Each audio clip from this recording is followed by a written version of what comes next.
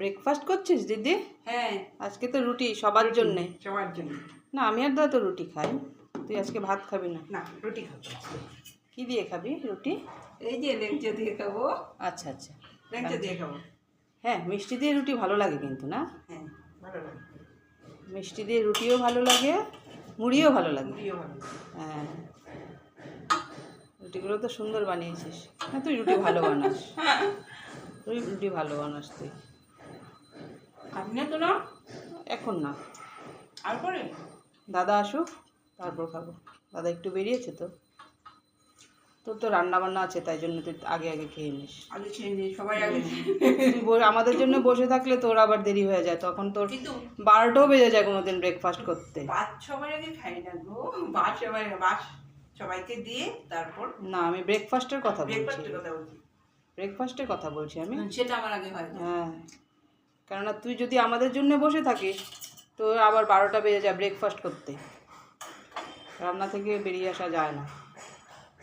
রান্না বান্না কাটাকুটি সব তো তুই একাই করিস। একা করতে হয়, সব মেয়েরই করতে হয়, সব মেয়েদেরই করতে হয়।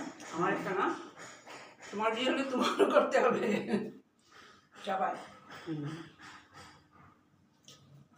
পুজো তো হয়ে গেছে না?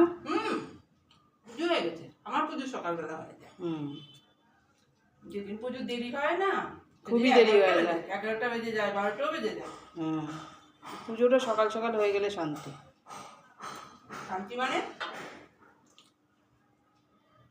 ঘর শান্তি, ঘর শান্তি, ঠাকুর শান্তি, সবাই শান্তি, সারা পৃথিবী শান্তি। হ্যাঁ, যাই বলিস।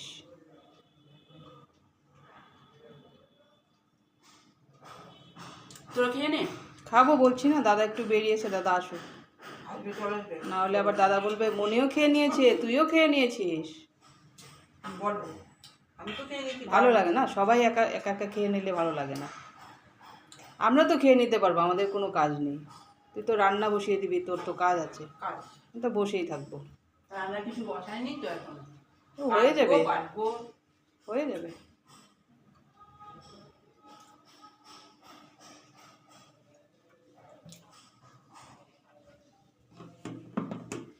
ঠিক আছে, তুই খেতে থাক। হ্যাঁ, আমি একটু অন্য কাজ সেরে আসছি। হ্যাঁ।